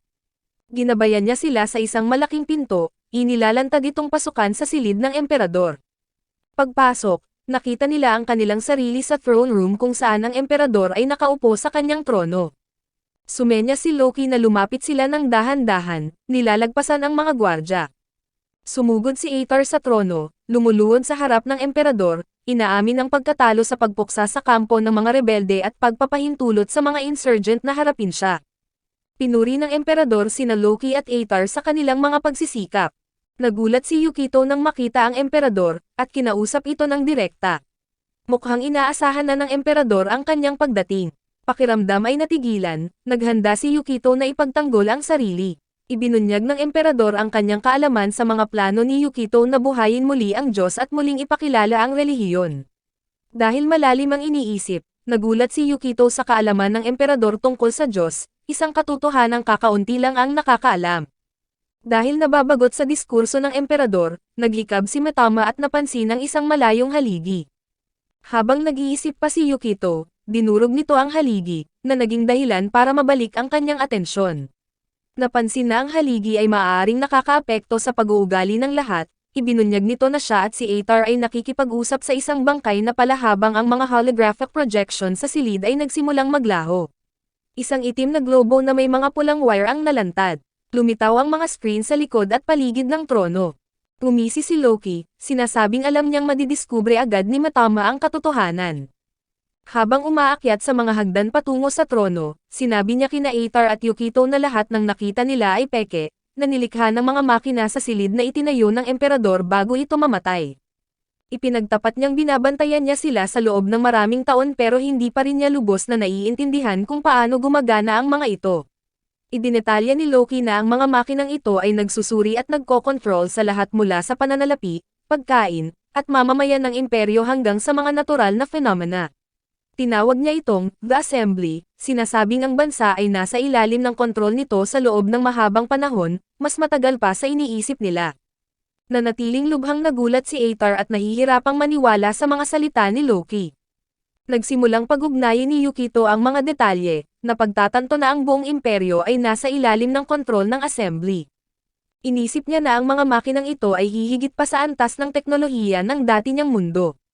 Ipinagpatuloy ni Yukito ang pag-iisip ng malalim, at ipinaliwanag sa kanya ni Mitama na siya ay libu-libong taon na sa hinaharap kumpara sa dati niyang mundo, na nawasak na noon pa man. Hindi na makapagsalita si Yukito. Ipinagpatuloy nito ang pagbubunyag na winasak ng sibilisasyon ng sarili nito at ang ilang matatalinong nakaligtas ay nagtayo ng isang bagong sibilisasyon para maiwasan ang katulad na tadhana, na nag-aalis ng paniniwala sa lahat ng mga Diyos. Natakot si Yukito sa rebelasyong ito, hinahawakan ang mga balikat ni Mitama at apurahang itinatanong kung ano na ang naging mundo. Pinayuhan siya ni Mitama na kumalma at kinilala itong Ashihara no Nakatsukuni, nakatumbas ng Earth sa mga tuntunin ni Yukito. Dinala ni Mitama si Yukito sa malayong hinaharap ng Earth. Dahil hindi kayang iproseso ang lahat, nagpanik si Yukito. Paulit-ulit niyang tinanong si Mitama kung bakit siya dinala rito at sumagot ito na dahil iyon ang hiniling niya. Sa isang flashback, ang mga relihiyosong tagasunod ng tatay ni Yukito ay inihagis siya sa dagat, na naging sanhi ng kanyang pagkalunod. Ipinaliwanag ni Mitama na hindi naging madali ang maghanap ng oras sa kasaysayan na may lahat ng sitwasyong hiniling ni Yukito. Masaya siyang nagtanong kung naging maayos ba ang ginawa niya, ang kanyang mga mata ay kumikinang na parang bituin. Malungkot na napagtanto ni Yukito na nilaro lang siya ng mga Diyos noon pa man at nanaig sa kasamaan ng lahat ng mga Diyos. Sumenya si Loki kay Mitama na sirain ang lahat ng makina sa silid, na may layuning wasakin ang imperyo. Kinwestiyon ni Aethar ang desisyon nito, nagtataka kung bakit nito gagawin iyon dahil ang mga Archon ay isinilang para magsilbi sa imperyo. Sinabi ni Loki kay Aethar na gusto niyang tapusin na ang palabas habang si Mitama ay sisirain na ang mga makina tulad ng hiningi ni Loki. Sinabihan siya ni Yukito na maghintay. Humarap si Loki kay Yukito, pero ginulat siya nito ng isang sipa sa mukha. Bahagya niyang naiwasan ito, humablot ng kutsilyo, at sumugod sa kanya. Hinablot ni Yukito ang kamay nito bago pa siya masaksak, inagawan ito ng sandata, ibinalibag sa lupa, at itinutok ang kutsilyo sa leeg nito. Ibinahagi ni Yukito ang kanyang teorya, sinasabing hindi magagamit ng mga Archon ang kanilang kapangyarihan sa throne room o sa paligid ng palasyo ng imperyo. Itinuro rin niya na ang naunang ilusyon ay hindi gawa ni Loki, kung magagamit niya ang kanyang kapangyarihan, hindi na niya kailangang dalhin pa sila hanggang sa palasyo ng imperyo. Tinatanong ni Yukito si Loki tungkol sa layunin nito at kung bakit nito sinusubukang sirain ang bansa. Itinusok ni Yukito ang kutsilyo sa lupa sa tabi ng mukha nito, na nag-iwan ng sugat sa pisngi nito habang nagbibigay ito ng malabong sagot, itinatago ang tunay na motibo sa pagwasak sa imperyo.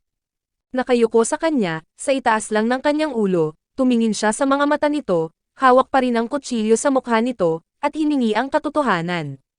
Ipinaliwanag ni Loki na ang isang tunay na Diyos ay hindi maloloko ng kanyang kakayahan sa ilusyon at ang mga Archon ay katulad ng mga Diyos, nakakakuha sila ng mas maraming kapangyarihan habang dumarami ang mga tagasunod. Naniwala siya na gamit ang kanyang kapangyarihan ay masisira niya ang imperyo.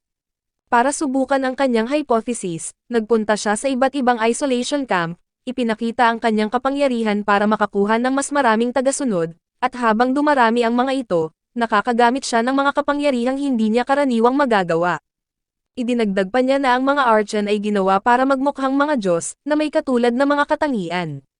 Hinarap ni Yukito si Loki, itinatanong kung gusto ba nitong maglaro bilang Diyos. Sumagot ito na hindi niya gustong maglaro bilang Diyos kundi ang maging isang tunay na Diyos.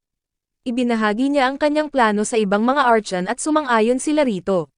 Iminungkahi ni Loki na sirain ang palasyo, na ikinagulat ni Yukito at Atar. Sumang-ayon agad si Yukito, na lalong ikinagulat nila.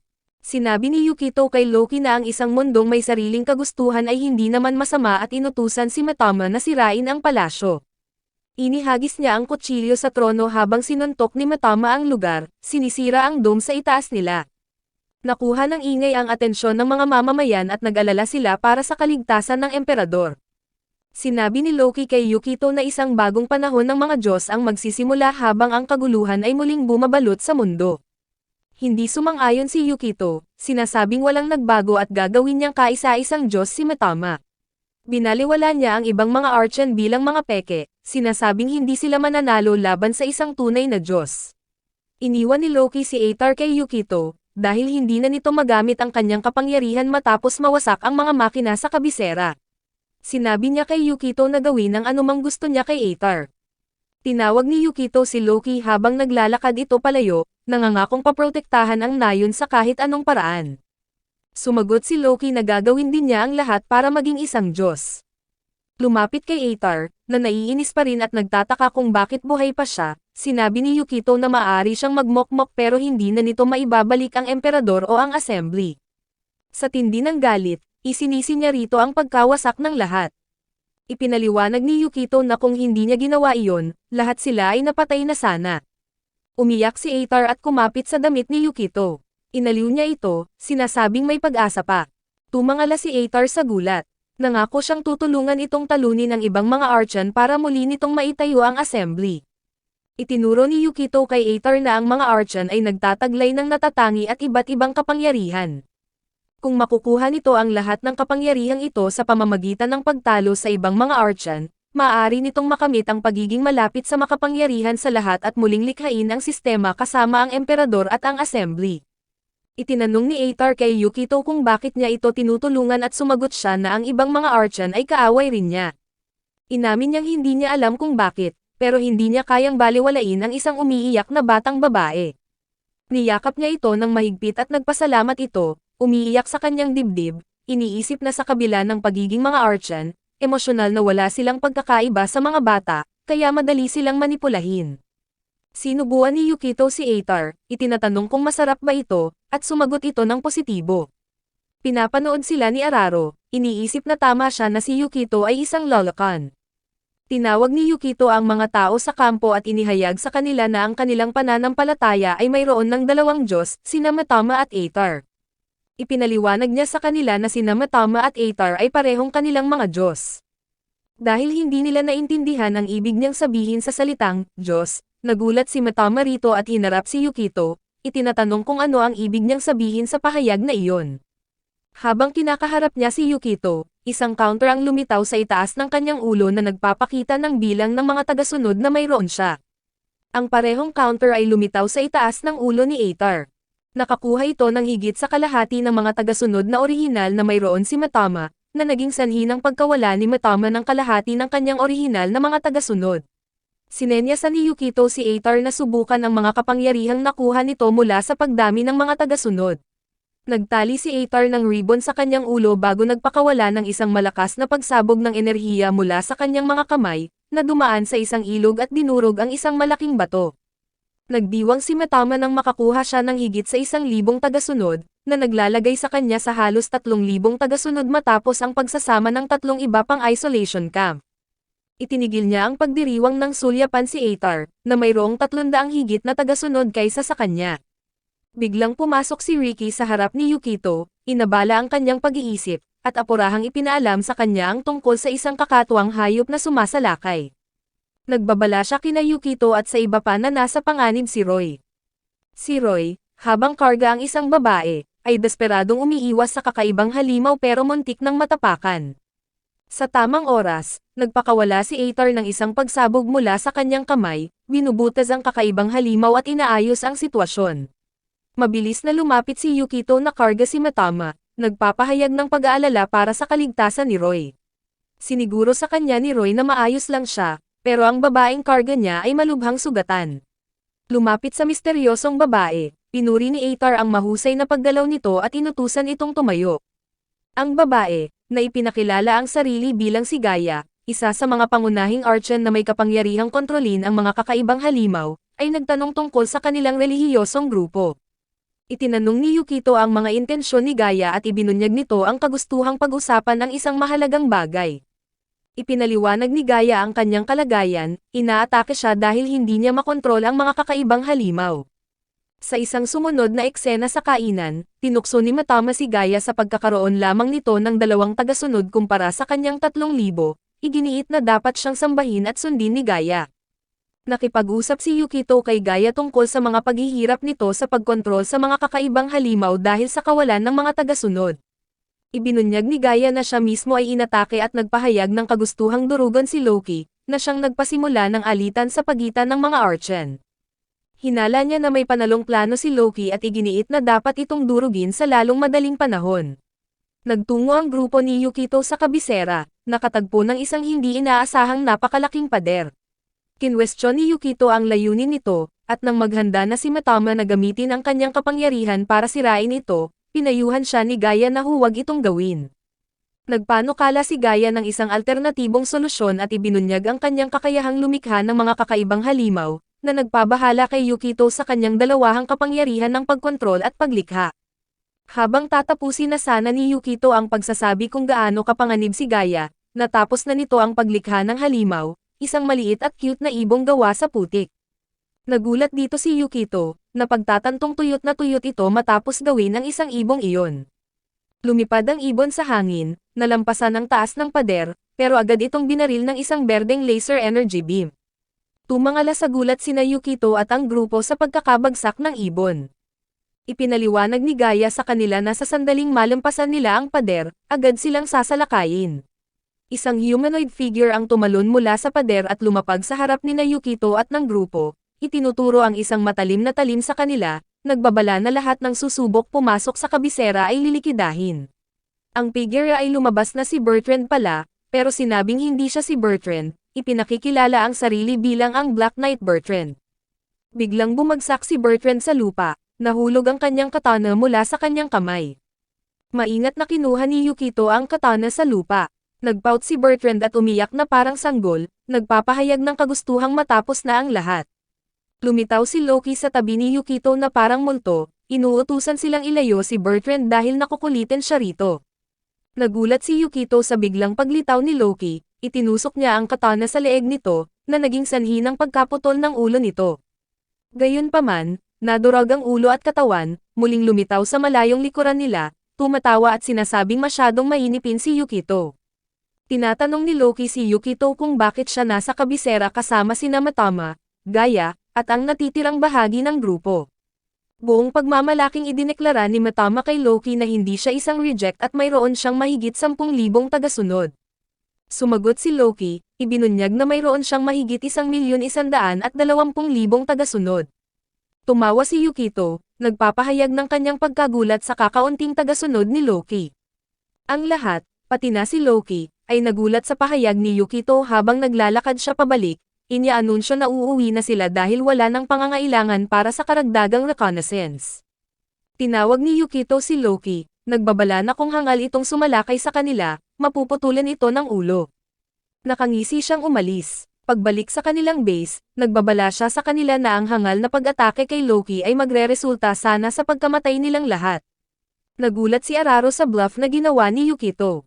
Nagpahayag si Yukito ng kanyang pagkagulat sa hindi inaasahang bilang na 1,120,000 tagasunod at itinuring na isang milagro na nakatakas sila. Inutusan ni Yukito si Bertrand na ibahagi ang sitwasyon sa loob ng kabisera dahil nandoon ito at ito lang ang tanging mapagkakatiwalaan nila. Ipinaliwanag nito na matapos ang kamatayan ng emperador, nawala ng kaayusan ang kabisera, pero nang pumasok si Loki sa palasyo ng imperyo, nagsimulang kumilos ng maayos ang mga tao gaya ng dati. Sumang-ayon si Bertrand na bantayan ang mga pintuan kapalit ng impormasyon sa mga plano ni Loki, pero sa kabila ng maraming pagtatanong, wala siyang nalaman. Iginiit ni Yukito ang kanyang paniniwala na umaarte si Loki bilang emperador, gamit ang kanyang kapangyarihan sa ilusyon sa buong kabisera. Ang revelasyong ito ay nagulat sa lahat, na pagtatanto na ang buong kabisera ay nakulong sa isang ilusyong nilikha ni Loki. Itinuro ni Yukito ang pagkakamali ni Loki, binibigyang diin na ang bilang ng mga tagasunod nito ay hindi sa kanya kundi sa emperador. Lahat ay nagulat sa revelasyong ito, pero nakita ito ni Yukito bilang isang kalamangan na maaari nilang samantalahin. Binigyang diin niya na hindi ito isang laro kundi isang psychological war at hinimok silang umatake gamit ang bagong kalamangan na ito. Binigyan ni Yukito ng mga gawain ang lahat sa silid. Nagtago si Bertrand sa likod ng isang truck, sinusundan at binabantayan ang mga galaw ni Gaia. Lumabas siya nang huminto si Gaia sa isang bahay sa isang lugar na hindi dapat kabilang sa anumang isolation camp village. Habang binubuksan ni Gaia ang pinto ng bahay, sinalubong siya ng ilang bata, tinatawag siyang ina. Nagpahayag sila ng pag-aalala tungkol sa muli niyang pagkahuli. Humingi ng paumanhin si Gaia para sa kanyang ginagawa at pumasok sa loob para maghanda ng hapunan. Nag-alok ang mga bata na tumulong, sumang-ayon siya at nagpahayag ng kanyang pasasalamat. Iniulat ni Bertrand ang kanyang mga natuklasan kay Yukito, idinidetalye ang lahat ng kanyang naobserbahan. Napagtanto ni Yukito na ito ang relihiyosong grupo ni Gaia, ang pinakamaliit na anyo ng pamilya.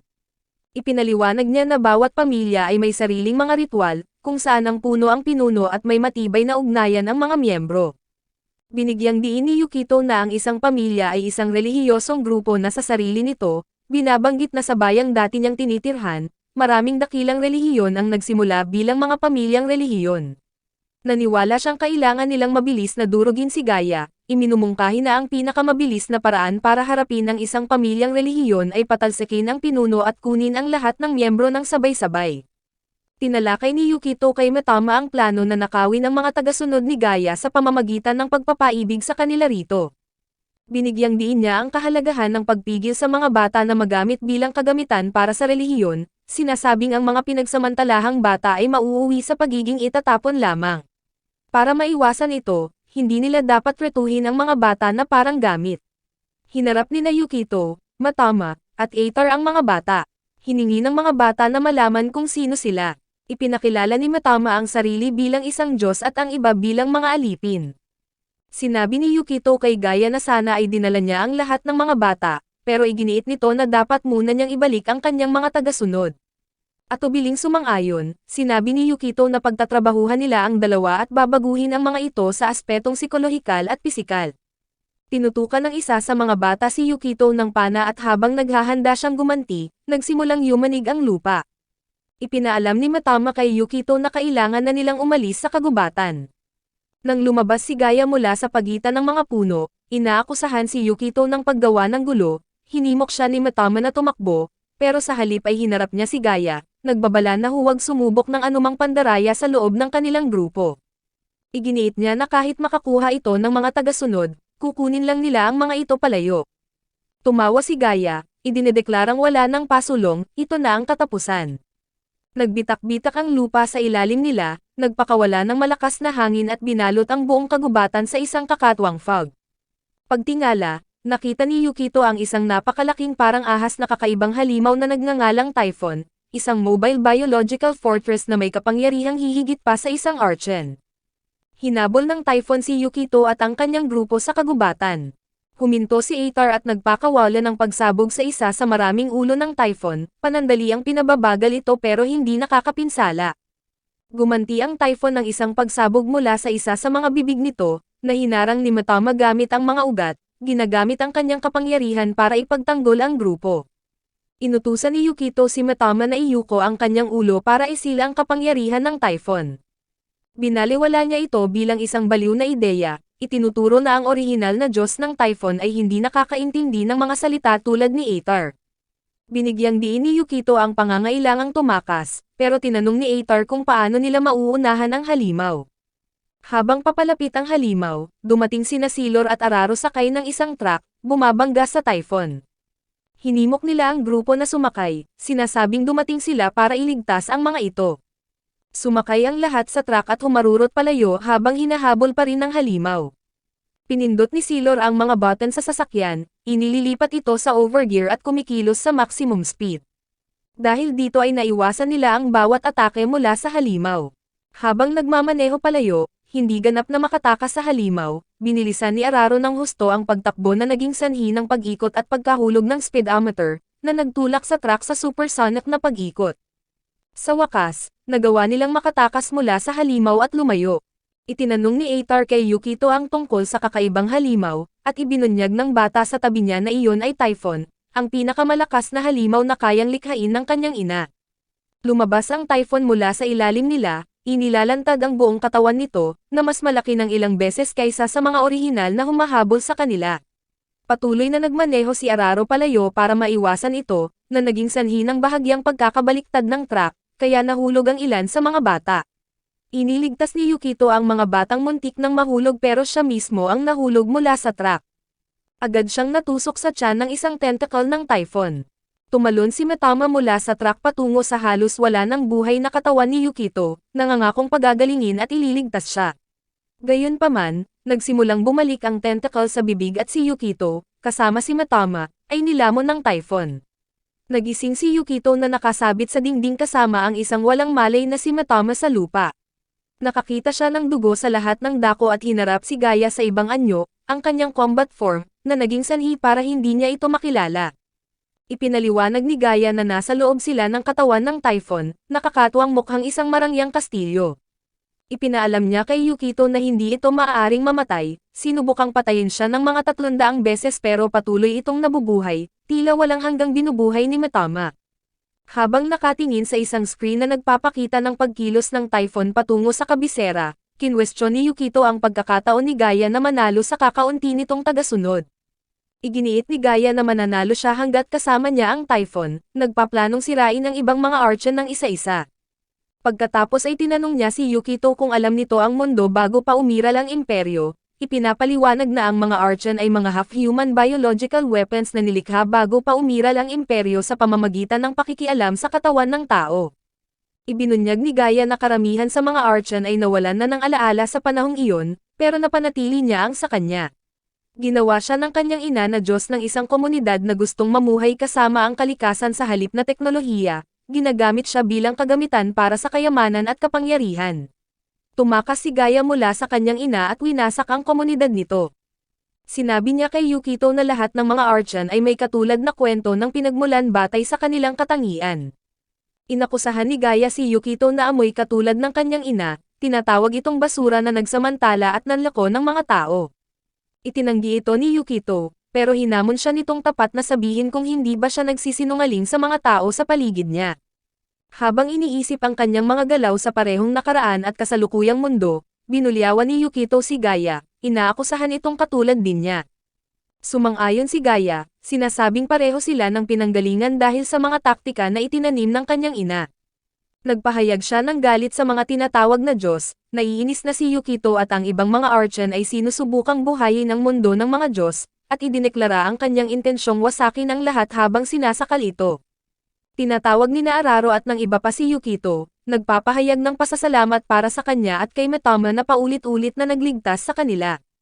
Idineklara nila na ngayon na ang kanilang pagkakataon na iligtas sila. Nagtipon sila ng maraming tagasunod na tumutugtog ng kanta at nag-host ng isang festival para kay Mitama. Ang mga hiyaw mula sa karamihan ay nagpalakas kay Atar, kaya ipinasa niya ang kanyang gitara kay Bertrand at inutusan itong ituloy. Lumipad pa itaas si Atar sa typhoon at nagpakawalan ng pagsabog, sinisira ang ilan sa mga ulo nito. Nagpaputok si Atar ng pagsabog sa typhoon, na naging sanhi para atakihin nito ang sarili habang ang ilan sa mga ulo ay mahuhulog na sana sa entablado. Winasak niya ang mga ito habang nagsisimulang magdiwang ang lahat. Muling nabuo ng typhoon ang mga ulo nito at nagpaputok sa karamihan. Si Matama, pinalakas ng kanyang mga tagasunod, ay ibinigay ang kanyang natitirang kapangyarihan at ginamit ito para patigilan ang typhoon. Tinawag ni Yukito si Gaia at sinundot ito ng ulo. Nagmungkahi si Matama ng paraan para manalo sila, iminumungkahi na kung magiging mananampalataya si Yukito sa kanya, makakakuha siya ng sapat na kapangyarihan para agad na patayin ang typhoon at ang anuman sa isang iglap. Sumang-ayon si Yukito, hinihiling kay Matama na palayain siya mula sa kanyang kasalukuyang sitwasyon. Nangako siyang tapat na susunod sa kanya kung gagawin niya ito. Pinalaya siya ni Matama, sinasabihan siyang maging mananampalataya nito. Gayunpaman, niloko siya ni Yukito, sinisipa ang isang mesa kay Gaia at nagiging sanhi ng pagkahulog nito sa lupa. Sinubukang e-suplex si Gaia, si Yukito ay napatalsik sa kisame ng isang tentacle na lumabas mula sa tiyan ni Gaia. Umakyat si Atar sa entablado, hinihimok ang kanyang mga tagasunod na lumipat na kay Matama. May mga pagtatalo sa karamihan, pero kinumbinsi sila ni Atar, ipinapaliwanag na paprotektahan at aalagaan sila ni Matama. Nakuha ni Matama ang mga tagasunod mula kay Atar, na nagpapalakas sa kanyang mga kapangyarihan at nagpapahintulot sa kanya na makawala mula sa kanyang mga gapos. Bumuo siya ng isang golem mula sa mga ugat para labanan ang typhoon. Sumalakay si Yukito kay Gaia, at naputol ang kanyang mga braso. Muli itong nabuo ng halos agaran at hinablat niya ito sa leeg. Sinuntok ni Gaia ang butas sa kanyang tiyan, na naging sanhi ng pag-atras niya sandali. Gayunpaman, sinuntok niya ito sa ulo, na nagpabagsak dito sa lupa. Ipinaalam ni Yukito kay Gaia na hanggat pinagagaling siya ni Matama, babaliwalain niya ang anumang pinsalang matatanggap niya. Kinaharap ni Matama si Gaia dahil sa pananakit sa katawan ni Yukito. Hinablat ni Yukito si Gaia sa baywang, ibinalibag ito sa sahig, at ginawa nitong mga tentacle ang kanyang braso, sinusubukang sakalin siya. Habang sasaksakin na sana ni Gaia si Yukito, nasaksak siya sa likod ng isang sanga mula sa plant summit ni Matama. Sumabog si Gaia, na naging sanhi rin ng pagsabog ng typhoon. Nahulog sina Matama at Yukito sa lupa at iniunat ni Matama ang kanyang mga kamay kay Yukito habang ligtas silang lumapag. Sinalubong sila ni Atar at ng iba pang kasama sa grupo, at pinuntahan ng mga bata kung nasaan si Gaia at Yumoko rito. Sinabi niya sa kanila na kung gusto nila ng paghihiganti, dapat na silang kumilos dahil siya ay sugatan at hindi kayang gumawa ng anuman. Lumapit ang isa sa mga bata kay Gaia para saksakin ito, pero pinigilan ito ng isa pang bata. Hinuhuli ang kutsilyo gamit ang kanyang kamay. Nagmamakaawa ito rito na huwag itong patayin at ibinagsak nito ang kutsilyo sa lupa bago naglakad palayo. Inalala ni Gaia ang kanyang nakaraan habang nakahiga sa sahig. Nagdiwang at nagparty ang mga tagasunod ni Matama, kung saan si Atar ang nagsisilbing DJ. Kumuha si Atar ng isang kutsarang ice cream, iminumungkahi na sa halip na siya o si Matama, ice cream na lang ang dapat sambahin. Ipinaalam ni Yukito kay Gaia na babantayan niya ito at ang mga bata para masigurong hindi ito gagawa ng anumang kainahinala. Itinalaga niya si Kai, isa sa mga bata, para bantayan siya. Itinuro ni Yukito kay Kai na gusto nito si Cyan, ang isa pang batang inalagaan ni Gaia. Tinukso ni Matama si Gaia, sinasabing isa na ito sa kanyang mga alipin, pero pabirong tinukso rin siya nito pabalik. Lumitaw si Loki sa eksena para batiin si Yukito. Itinanong niya rito kung siya ba ang may pananagutan sa bilang ng tagasunod ni Matama. Sumagot ito sa pamamagitan ng pagsasabi na ang pag-atake ng typhoon sa kabisera ay magiging lubhang nakakainis para sa kanya. Sinabi niya kay Yukito na ginamit niya ang sarili niyang kapangyarihan para ilipat ang bahagi ng kanyang mga tagasunod kay Matama. Nagbabala sa kanya si Yukito na huwag siyang maliitin, sinasabing parang isa siyang Diyos na nagpapagalaw ng mga pyesa sa chessboard. Siniguro sa kanya ni Loki na hindi niya ito minaliit kahit kailan at hinahangaan ang kanyang mga kakayahan ng higit pa sa kahit sino. Naglaho siya ng walang bakas na parang hindi kailanman nandoon. Lumapit sina Araro at Silor kay Yukito, na nananatili sa tabi ng isang lawa.